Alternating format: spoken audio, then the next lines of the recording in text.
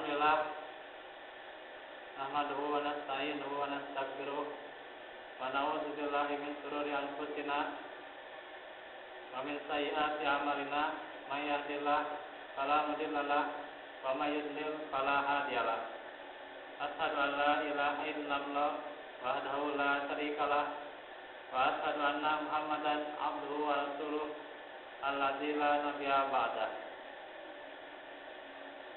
Ikhwatu iman yang sama-sama mengharap maghfirah dari Allah Subhanahu wa taala,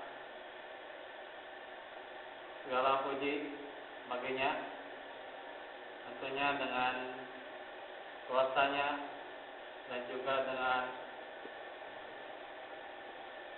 kebaikannya yang maha baik, kita bisa kembali belajar mengkaji Islam, dan tentunya ini merupakan Selasa yang terakhir di bulan Februari, yang artinya tentu tim dari Mutiara Arisalah akan membahas buletin, dan di mana di bulan Maret ini sebuah judul yang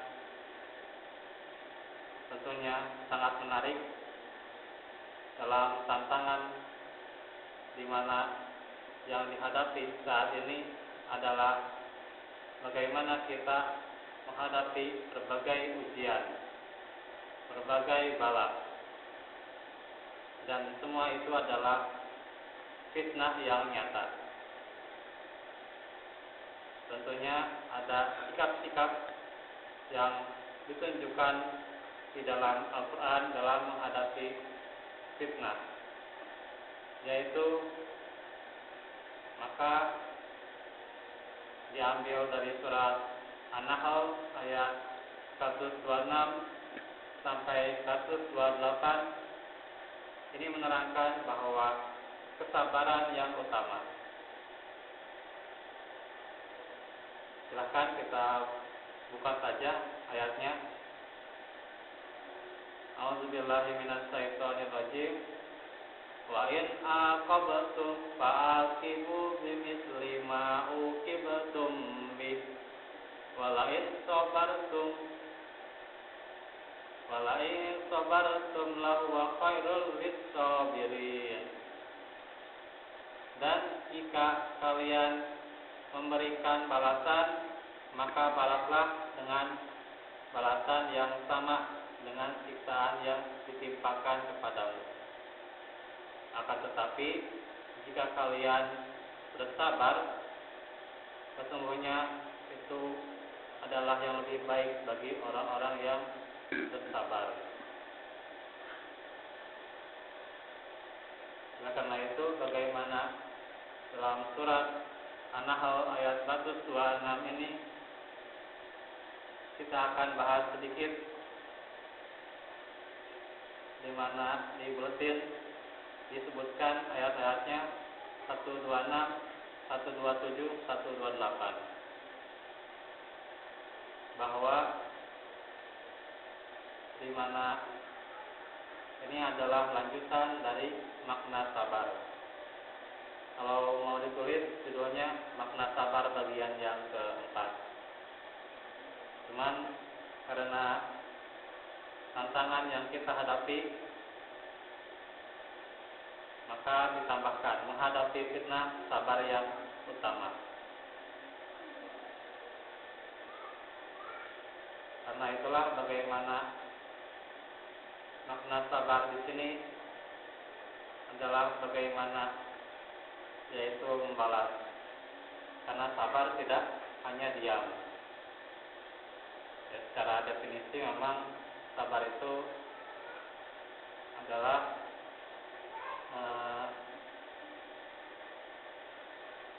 asumtu, yaitu menahan. Aku menahan. Min kulli syai', dari setiap perkara. Tapi bukan yang maksudnya adalah menahan sehingga tidak melakukan sesuatu. Tapi di sini menahan dari perbuatan kemaksiatan. Karena itu segala apapun yang dilakukan, kalau dia tidak maksiat, apapun yang dia lakukan, yang penting tidak maksiat, itu kesabaran.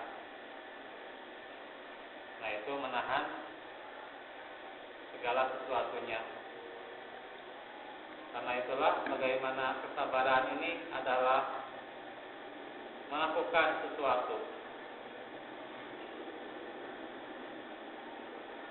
Karena itulah sabar bukan menunggu. Bukan sabar menunggu. Apalagi melihat konteks ayat yang akan kita bahas, di mana Allah membolehkan kita memberikan balasan. Boleh kita berikan balasan. Nanti ada contoh-contohnya yang hampir sama ayat-ayatnya itu. Tapi lebih baik itu adalah kesabaran ternyata. Itu yang lebih baik bagi orang-orang yang sabar.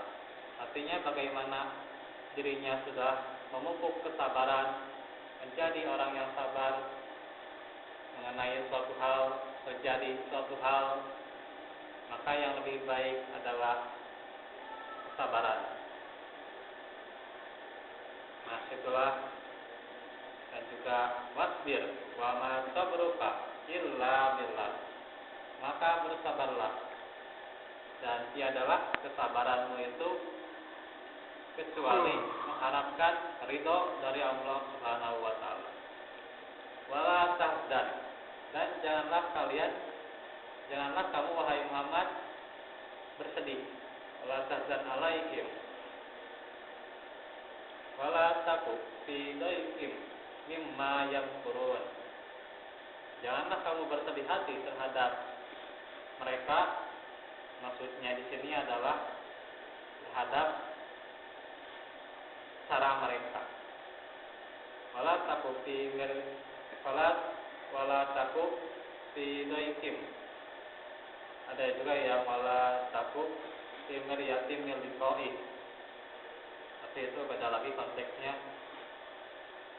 Tapi yang di sini wala taku fi dhaiqim mimma yamkurun.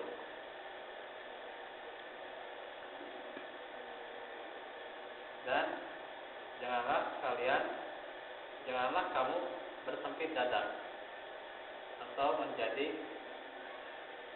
menyempitkan hati, membuka bagi orang lain, tetapi bagi yang lainnya atau yang selain daripada dirinya, dia menutup diri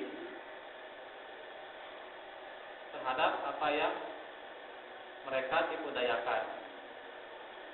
Atau pula boleh, janganlah kamu berkecil hati, boleh. Wala taku fi dhaiq.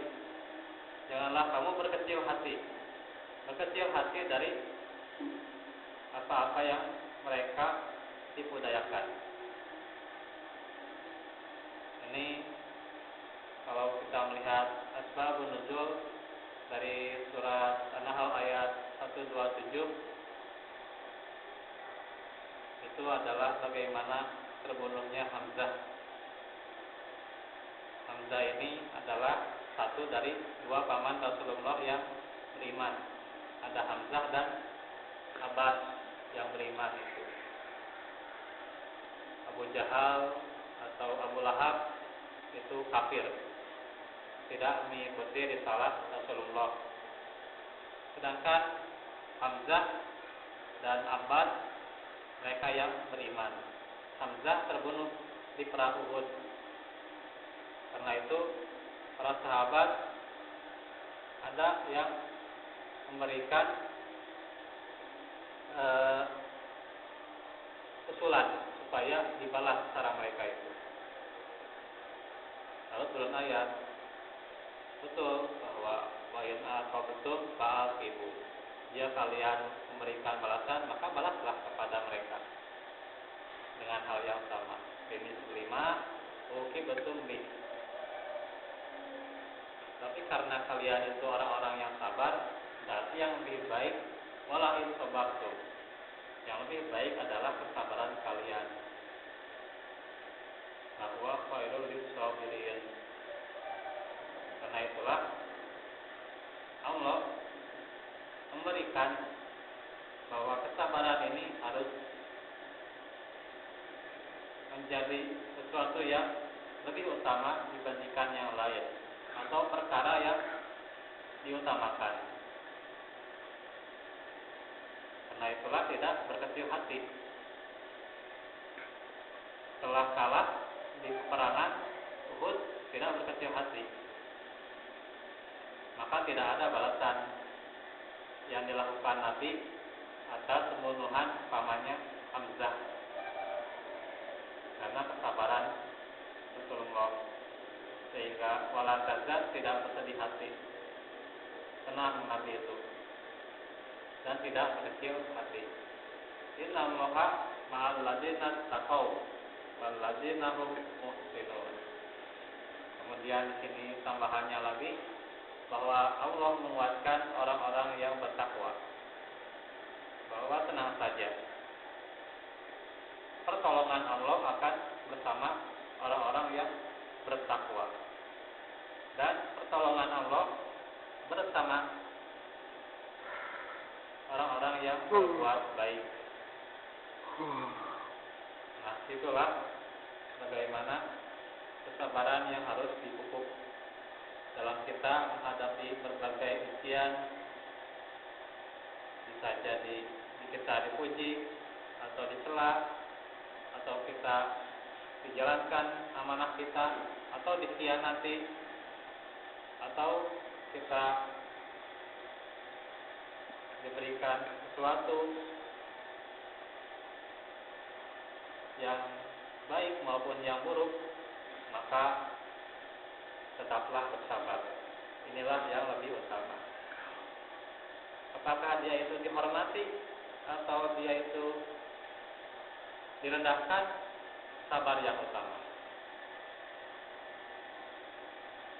Abu Bakar saja pernah berdoa ketika ada yang mengujinya, berdoa supaya tidak dipuji lagi atau tidak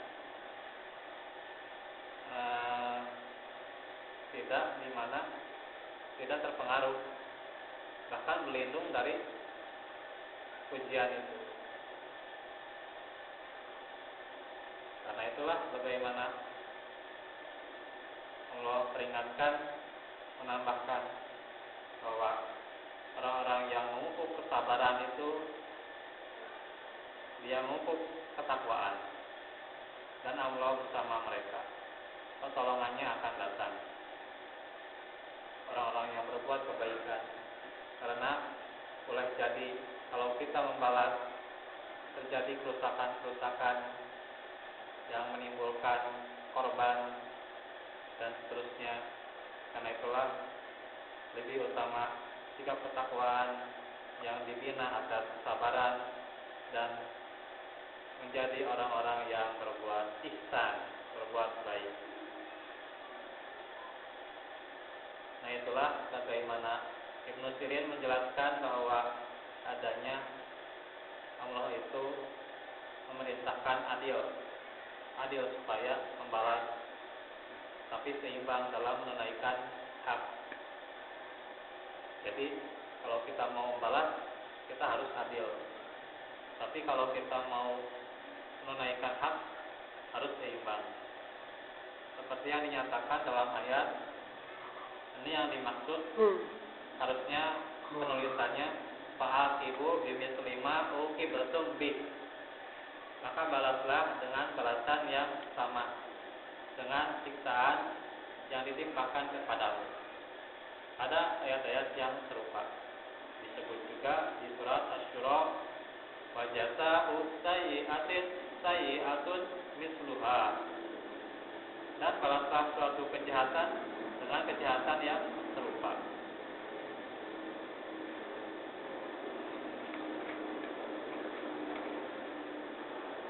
Ada pula yang menyatakan bahwa balasan yang disebut adalah kisos.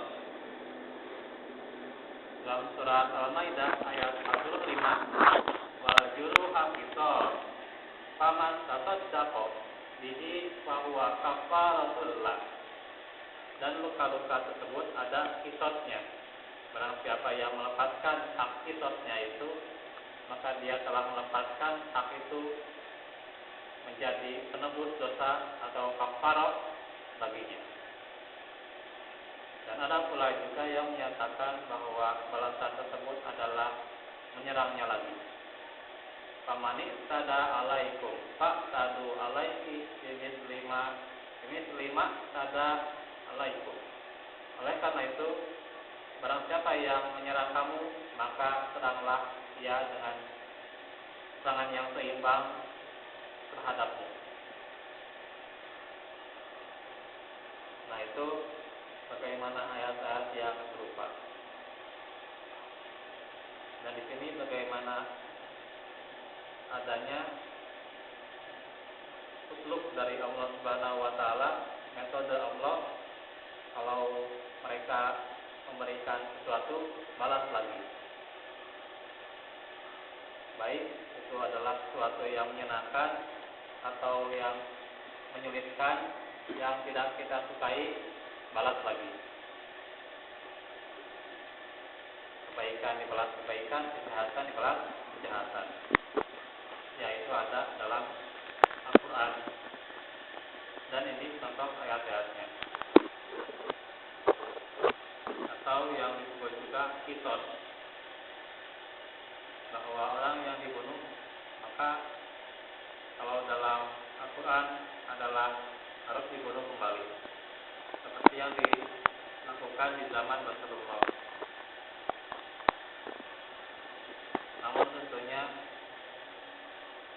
bagaimana ayat-ayat yang muhkam, yang dijadikan hukum dan bayat jelas, tentunya ketika setiap manusia itu ada dirinya itu mendapatkan sesuatu, baik itu kesenangan maupun kepedihan, ternyata sebesar apapun fitnah, maka lebih baik adalah bersabar.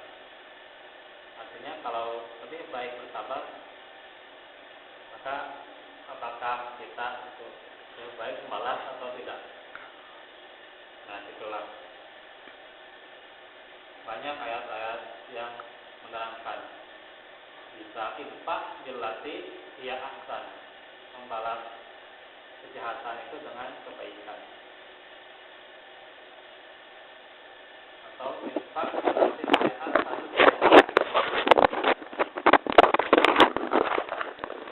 bisa dibalas dengan kebaikan atau bisa keburukan, tapi yang lebih baik adalah kesabaran. Berarti dibalas atau tidak? Tidak. Tidak demikian. Artinya ketika seseorang menghadapi hal seperti ini, maka Allah memberikan anjuran yang lebih baik, mengganti yang lebih baik. Bukan berarti Allah itu tidak berpihak, bukan berarti misalnya orang yang tidak membalas sebuah peristiwa yang menimpa kepadanya itu adalah dia tidak berpihak, bukan, tapi dia perhitungkan di mana letak dia itu harus cerdas, mantap dalam menghadapi masalah. Bukan hanya membalas, kalau diserang lagi. Memang apakah itu sesuai dengan konteks ayat? Karena kita tidak hanya belajar dengan tekstual terjemah saja, atau kita belajar dari Arabnya saja, tapi kita juga belajar keseluruhan. Arabnya ya, terjemahnya ya, kontekstualnya bagaimana, asbabun nuzul, tafsir, semuanya harus belajar. kemudian misalnya ada orang yang menafsirkan sehingga dia balas, apalagi balas dengan bom. Waduh, nauzubillah min dzalik. Itu kan kemarin kejadian yang saya pikir itu tidak layak lah. Ngapain juga kalau main bom-boman. Nah itulah bagaimana, karena orang salah dalam memahami ayatnya. Itu betul, agama itu bagaimana harus dominan, kita itu harus dominan. Tapi kita perhatikan uslub Allah dalam memberikan cara yang terbaik kepada kita. Mereka mungkin bisa memberikan kepada kita itu sesuatu yang bagi kita itu adalah keburukan. Tapi Allah memberikan hikmah apabila kita bersabar. Jangan sampai membalas, apalagi kita itu memainkan dengan senjata atau dengan bom yang terjadi. Nauzubillah. Karena itu tentunya yang terbaik itu adalah kesabaran. Tapi di sini juga memberikan penjelasan apakah itu fitnah. Fitnah secara bahasa itu adalah sesuatu yang dimana menghancurkan. Dalam Al-Quran banyak sekali kata-kata fitnah itu. Ada yang artinya kehancuran, ada yang artinya kesyirikan, ada pula yang artinya itu adalah kejelekan bagi suatu kaum. Tapi ternyata fitnah di sini disimpulkan oleh para ulama, bahwa ulama bahasa menjelaskan bahwa fitnah itu adalah al-bala wal imtihan, yaitu ujian dan cobaan. Baik itu baik menurut kita itu adalah baik, atau menurut kita itu jelek, itu adalah fitnah. Sama-sama fitnah. Atau juga karena itu bagaimana orang bisa mengatakan ini fitnah. Tapi fitnah dalam bahasa apa? Kalau kita itu ada yang fitnah Sunda. Karena fitnah Sunda nuduh seseorang kemudian melakukan sesuatu kejelekan, nuduh dilakukan, maka kita tuduh dia, namanya fitnah. Itu bukan definisi sebenarnya, bukan definisi fitnah. Itu adalah tuduhan. Tidak ada usul-usul yang menjelaskan, baik dalam usul fikih atau usul tafsir, usul hadis, tidak ada. Asal-asalnya tidak jelas. Terus bagaimana fitnah itu? Fitnah itu bertingkat-tingkat. Ada fitnah ketika seorang diberikan kesenangan. Ada yang juga seorang diberikan kejelekan bagi dia. Kemudian juga di mana di sini juga dijelaskan bahwa kalau misalnya kita menerjemahkan fitnah dengan arti tuduhan, bisa jadi kita yang cacat. Kenapa cacat? Cacat karena menyelewengkan dari pahaman bahasa Arab yang sebenarnya. Cacat. Misalnya kalau ada seseorang yang dituduh yaitu melakukan sebuah kejelekan itu dikatakan fitnah, maka itu cacat, tidak benar. Karena itulah dalam beberapa surat bahwa fitnah itu bukan sebuah kejelekan saja, tapi termasuk kebaikan juga fitnah. Tentunya beda penerjemahan, beda arti. Salah baca aja kita, salah baca Al-Quran, yaitu baca misalnya seperti khosyin atau dengan khosyin. Kalau khosyin memakai ain itu khusyuk, tapi kalau memakai hamzah khosyin itu adalah keras. Jauh kan artinya, padahal hampir sama. Tuh. Makanya jangan salah baca, apalagi salah terjemah, salah arti. Nah, itulah kebiasaan di kita diikuti masyarakat. Dikatakan ini secara bahasa kita, padahal menyimpang dari bahasa Arab yang sebenarnya, menyimpang dari nas dalam Al-Quran. Makanya disinilah bahwa bahasa Arab itu adalah dimana kita itu harus benar-benar kitabun fussilat, bahwa kita itu harus benar-benar merinci, sebagaimana Al-Quran itu sifatnya merinci. Al-Quran itu Qur'anan al-Arabiyyah liqaumin ya'lamun. Jadi itu untuk kitabun fussilat ayatul Qur'anan Arabiyyah liqaumin ya'lamun, untuk mengetahui. Maka kita harus mengambil kandungan, mengambil faedah. Itulah hakikatnya seorang yang beriman.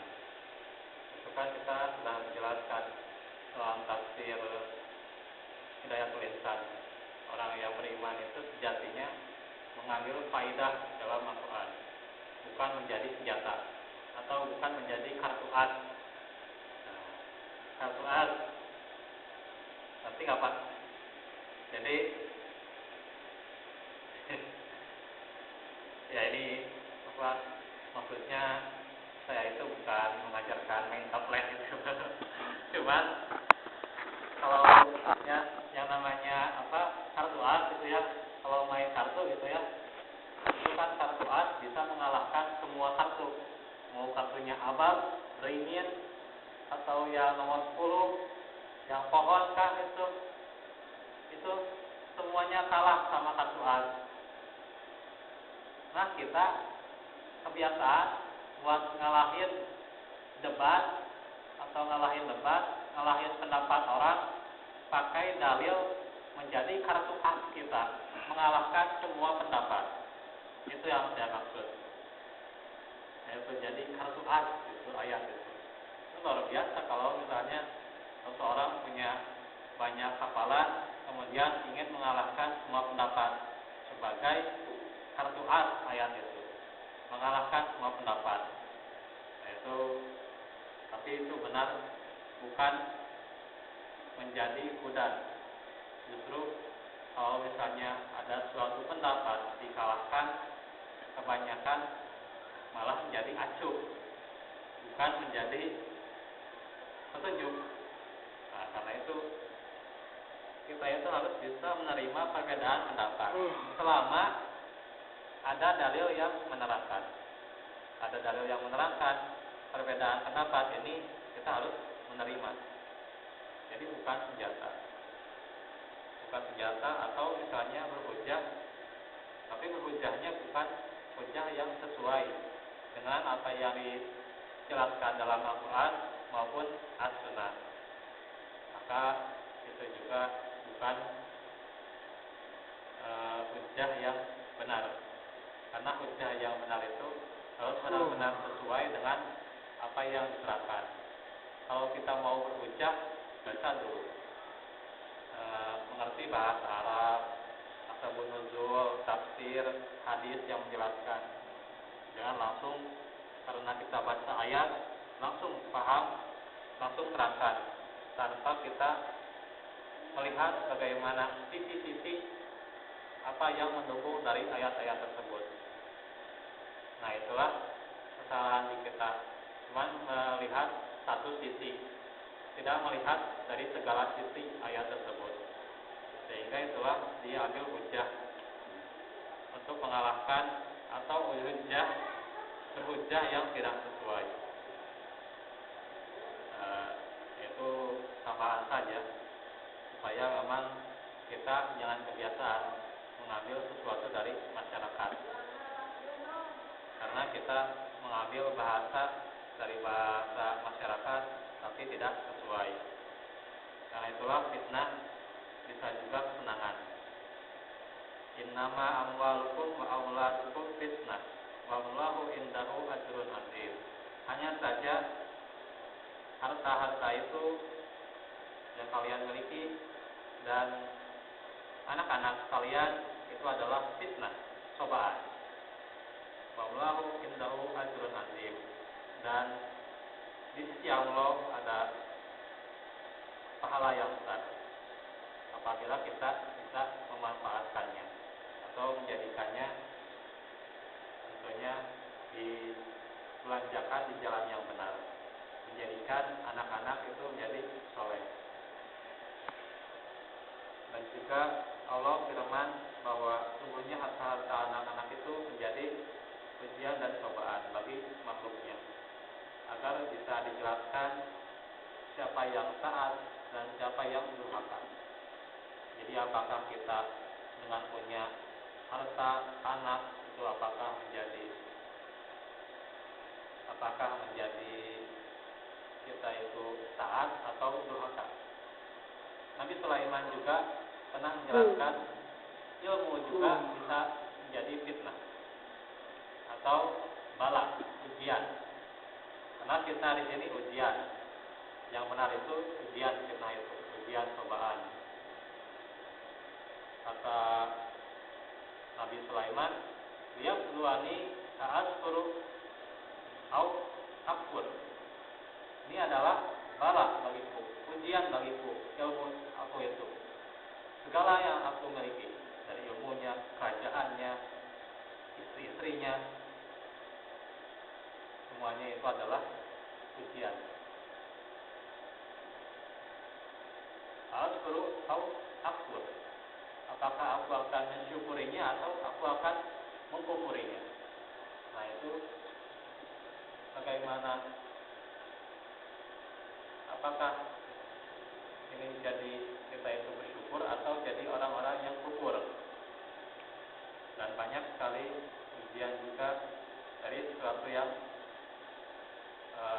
buruk, di mana kita buka saja ya, kalau nggak salah di surah Al-Anbiya ayat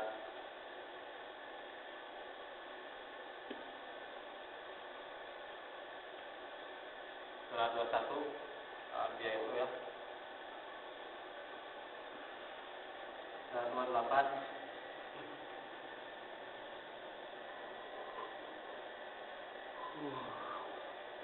ayat yang ke 35, ayat yang 35. Ayat yang 35 yaitu kullu nafsin dha'iqatul maut. Setiap yang bernyawa pasti dia akan merasakan kematian. Wa nabluukum bisyarri wal khairi fitnah. Ada yang syarr, ada yang khair, fitnah itu. Dan kami akan menguji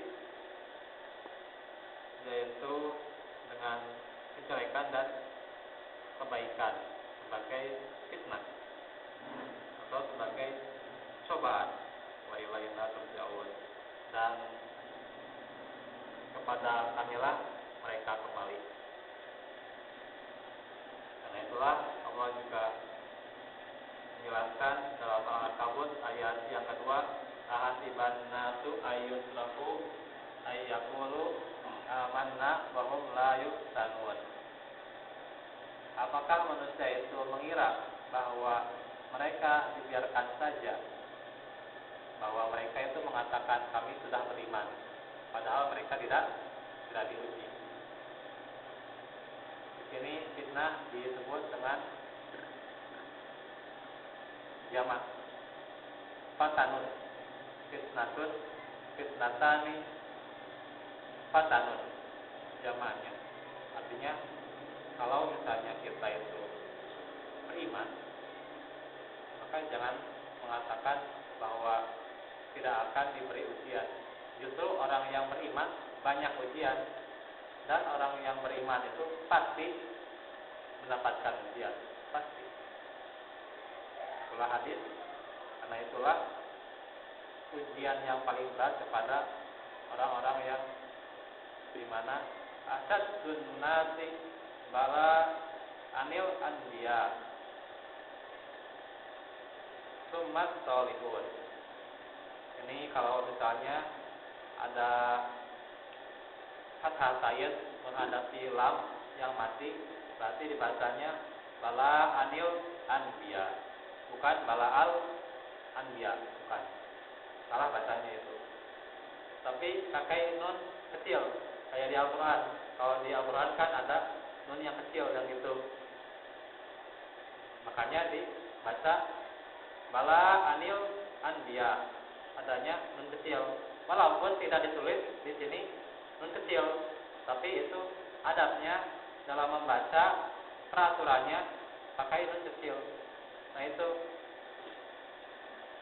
bala anil anbiya summat solihun. Manusia yang paling berat cobaannya itu adalah para nabi, kemudian orang-orang yang solih.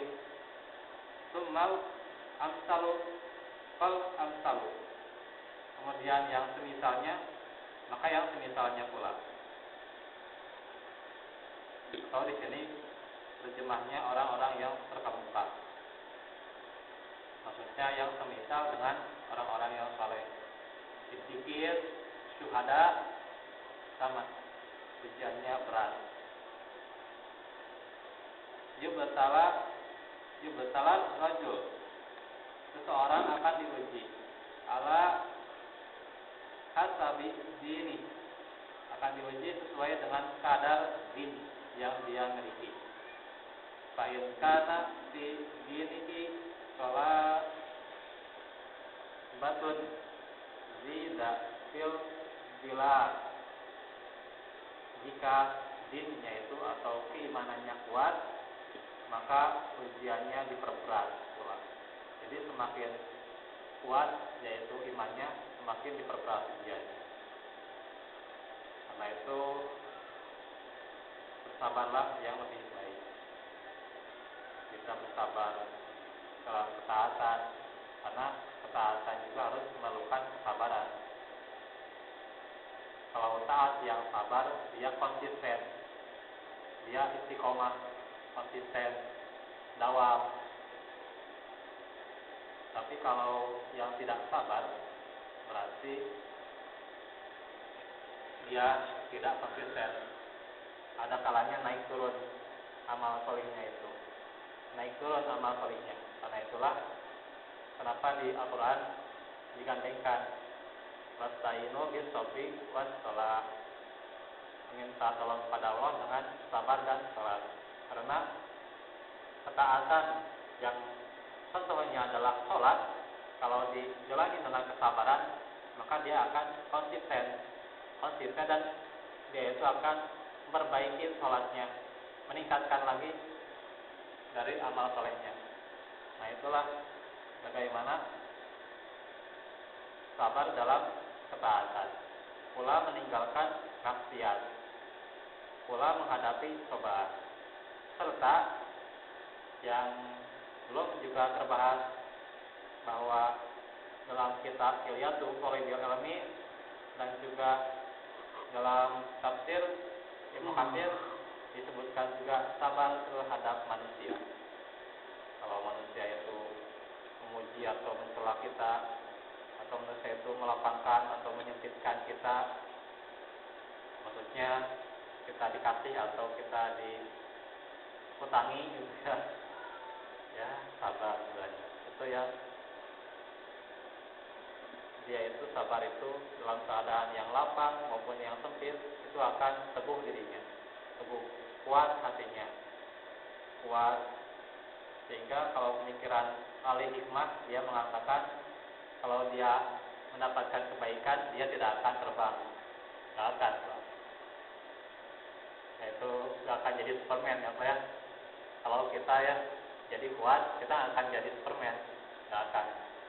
Tapi kalaupun misalnya kita mendapatkan kejelekan, ya kita juga tidak akan terjatuh, tidak akan terpeleset atau terperosot, tidak seperti Kabayan, tidak seperti di Kabayan terperosot atau dia mudah untuk diperbodoh. Nah itulah bahwa orang yang sabar itu kalau dia punya kebaikan, mendapatkan kebaikan, dia tidak akan sombong, justru dia lebih tawadu. Tapi kalau dia mendapatkan keburukan, dia bersabar. Orang sabar itu adalah bagaimana ketika dia mendapatkan sebuah kesenangan dia bersyukur, mendapatkan kejelekan dia bersabar, maka dia menghitungkan bahwa dirinya itu akan membalas dengan kebaikan dalam konteks ayat ini. Dan juga maka sebesar apapun fitnah, ujian itu sabar lebih utama. Karena itu di surat Asy-Syura tadi dilanjutkan Pak. Lanjut. Wa jazaa'u sayyi'atin sayyi'atun mithluha. Faman afa wa aslaha fajruhu 'ala Allah. Dan balasan suatu kejahatan adalah kejahatan yang serupa. Tetapi Allah memperingatkan, maka barang siapa yang memaafkan dan berbuat baik atau mengadakan perbaikan, maka pahalanya ditanggung oleh Allah Subhanahu wa taala. Maka itu tidak akan sia-sia kesabaran. Kita memaafkan tidak akan sia-sia, walaupun dia itu sudah bertahun-tahun berbuat jelek kepada kita. Tapi kalau kita memaafkan tidak akan sia-sia. Wa ma zanallahu abdan bi'afwin illa izzan. Tidak sekali-kali Allah memberikan tambahan kepada seseorang hamba dengan sifat pemaaf, kecuali Allah akan menambahkan kepada dia, pasti akan menambahkan kemuliaan yang diperoleh. Jadi itulah sabar sebagai perkara yang diutamakan. Maka dalam ayat walaman sabara wa kafara inna dzalika lamin azmil umur. Tetapi orang-orang yang bersabar dan memaafkan, yaitu orang-orang yang sabar ketika menghadapi gangguan. Gangguan dia itu menyakitkan. Gangguan yang dia dapatkan menyakitkan. Tapi dia juga memaafkan perbuatan buruk yang dilakukan terhadap dirinya. Maka itu adalah inna dzalika lamin azmil umur. Sesungguhnya perbuatan yang demikian itu termasuk hal-hal yang diutamakan atau sebaik-baik urusan. Karena itu Said bin Jubair menjelaskan ayat ini bahwa benar-benar termasuk perkara yang benar yang dianjurkan oleh Allah untuk kita lakukan adalah dengan kata lain yaitu memaafkan kesalahan orang lain harus dimaafkan, merupakan sikap yang harus disyukuri dan perbuatan yang terpuji. Itu kan tinggi. Orang-orang bertakwa itu diantara sifatnya wal afina anin nas. Karena itulah wallahu yuhibbul muhsinin. Jadi kebaikan-kebaikan dari ketakwaan termasuk diantaranya dia itu adalah memaafkan. Allah sangat mencintainya. Maka Rasulullah bersabda, wahai Abu Bakar, ada 3 wasiat yang Rasulullah tuntuskan kepada Abu Bakar sekaligus menutup kajian kita, yaitu ada 3 perkara semuanya benar, yaitu tidak sekali-kali seseorang hamba diberikan ujian, dia dizalimi dengan suatu kezaliman, lalu dia menahan dirinya dengan sabar kepada hal tersebut, mengharap ridho Allah Subhanahu wa taala. Melainkan Allah akan memuliakan dan menolongnya. Dan sekali-kali tidak seorang laki-laki yang membuka pintu pemberian dengan mengharapkan dari silaturahim, melainkan Allah akan semakin menambah banyak hartanya. Wah, ini bisa juga ya, sebuah tips.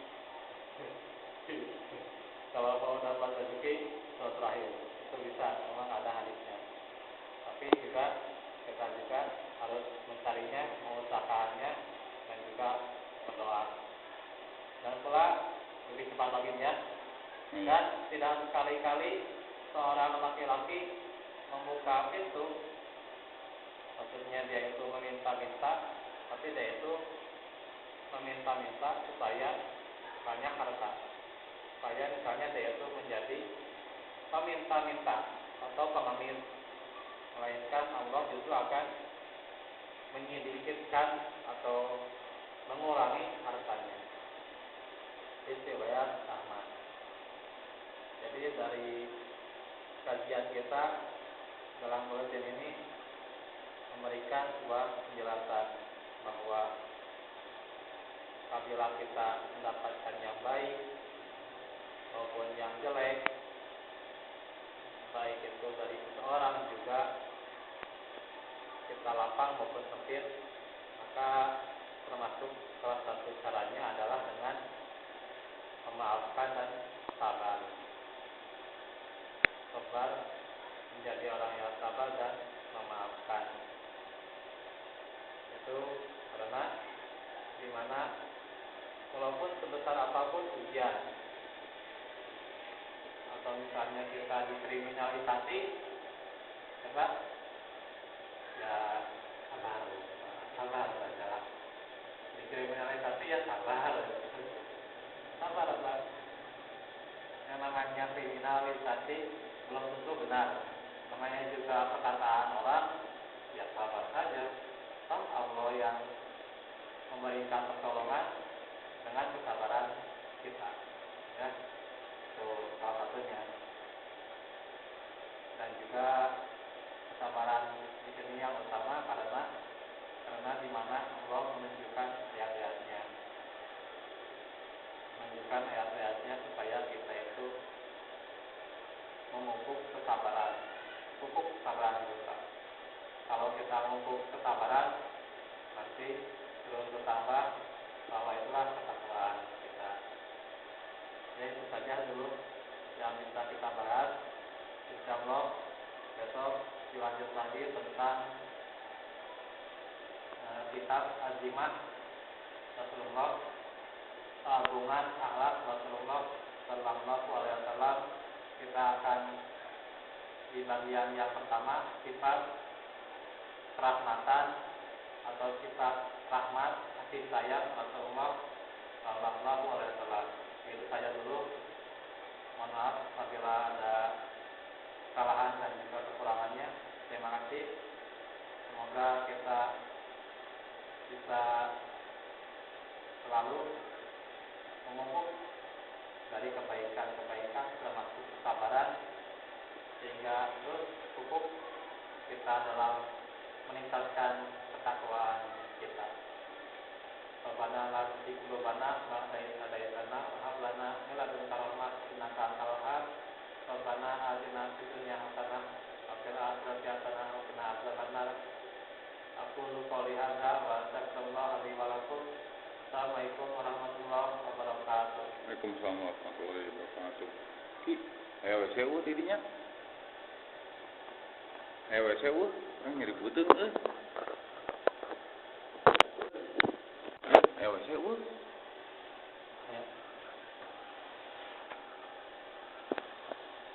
Alhamdulillah kajian acara risalah sudah selesai.